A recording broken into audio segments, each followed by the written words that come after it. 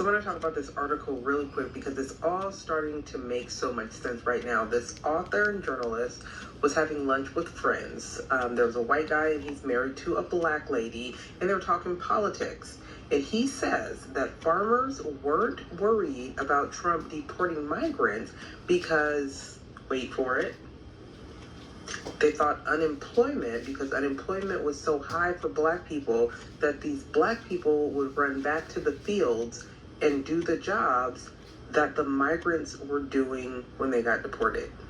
So she asked, like, where'd you get that information from? White farmer TikTok or mega Facebook memes? Like, where'd you get this information from? And her and the wife basically started giving him information, letting him know unemployment is only 6.8% for African Americans, and 93% of black people are currently working. Got so caught up in what they were hearing at Fox News and other places, thinking black jobs, immigrants are taking black jobs, that they just assumed they'd get rid of the immigrants and black people would take the immigrants' jobs? Sir, our ancestors did not march, die, and fight for civil rights so we could go back to the fields? Like, what? But shout out to the Latino immigrant population that have mastered that labor with skill and stamina. This country doesn't even appreciate it enough. Oh, and by the way, when they do try to hire Americans, black or white, to do those jobs, most of them don't even last half a day. They just ghost them without even picking up their paychecks. True story. So y'all, tell me, do you really believe that they thought black people were planning to replace immigrants in that labor force if they got deported? Because I need to know who was smoking that logic. What do you think? Hey, black men, black women, black people, all of you. I have missed you so much. We are tired. We're tired. You know about that, like, peace that surpasses all understanding that was in the Bible? Yeah. Leave us alone. We're fatigued. Thank you. I don't mean to say this like to be disrespectful, and maybe this is, some people are gonna think this sounds dumb, but I feel like there's a deeper reason why, you know, people of color and specifically the black community have been relentlessly persecuted. Like, I mean, just the things that happened during slavery alone, like, were insane. But I don't know, the more I learn about black history and the ways that, you know, people who literally worked in the government, like the CIA, all these different people in power were trying to ruin the black community. And it makes me think, dude, I feel like, is there something more going on here than just racism? Because it's like, come on, you're telling me you're doing all of this stuff just because you don't like someone's skin color? I feel like, what if, I have this theory that, like, what if black people have some type of superpower? Like, what if they have, I don't know, if they're just born with something very valuable that we don't really know about, but maybe, you know, like I said, these people, these rich people and these people in power, maybe they figured it out a long time ago, and maybe that's why they were like, oh, we have to, like, get rid of them, blah, blah, blah. I don't know, I feel like maybe they have something special that we are not taught about that is linked to them being people of color, you know?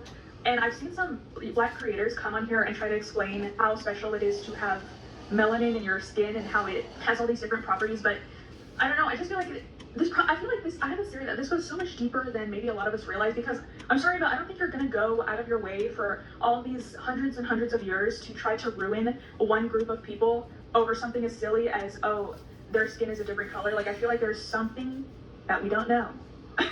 I'm telling you, there's something special about them that they don't want us to know. Okay, this is just something that I've been thinking about recently, and I'm like, maybe if there are some black creators that maybe they already made a video and I just didn't see it, I don't know, but like, I don't know, maybe it's some dumb. Or maybe this is like, yeah, no shit, Sherlock, but, you know, it's just something I was thinking about. So now they want black Americans around them. They now want black Americans to come close. They are missing black Americans. Like, you guys make it make sense. You're missing who? Imagine when you're eating, you know what they say, that when you're eating with the enemy, you have to use a very long spoon. And that's what these people have resorted to. They are using a long spoon to eat in the same bowl with you guys. That's if actually they are eating the same pot with you guys. And now, out of nowhere, because you have been looking for them, they are not anywhere to be found around you guys. You are not coming out to say you're missing them. And black folks are like, we're still where we are, silent, quiet. We don't need this.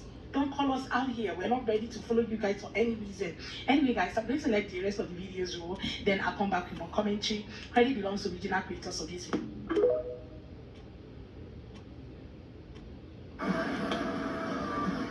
So in our video about the lab-grown meat and the USDA and FDA giving these big corporations the ability to not disclose that such meat was made in a lab and how it was made in a lab, we've seen a lot of comments about, isn't this illegal, or how is this legal?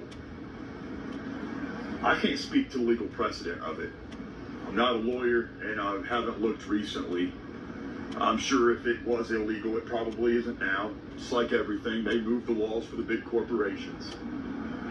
But I can definitely tell you, even if it's not illegal, it's highly immoral and extremely unethical. You know, the government has been trying to hurt small and mid-range farmers and ranchers. Even with the proof that our products are gluten-free, you have to pay. You don't pay, can't call it gluten-free. That is illegal for us. It's an unlawful advertising tactic. Even if you never used any GMO, you used no chemicals, and you only raised your fruits, vegetables, and animals in the most clean way known to man. If you don't pay for organic, can't call it organic. Now, if I was a small farmer rancher, you'll get fined and you could be thrown in jail, you could lose your business, and the fines, fines and jail time are stiff. They're allowing the big corporations to grow monster meat, not telling you how it's being made, where it's being made, while honest small farmers and ranchers are growing the cleanest and best food possible. We're keeping our paperwork and proving to you that it's the cleanest and best thing possible, but we can't tell you it's the cleanest and best thing possible because we could face very stark legal repercussions. This is just another reason why you need to wake up. Your government doesn't care about you.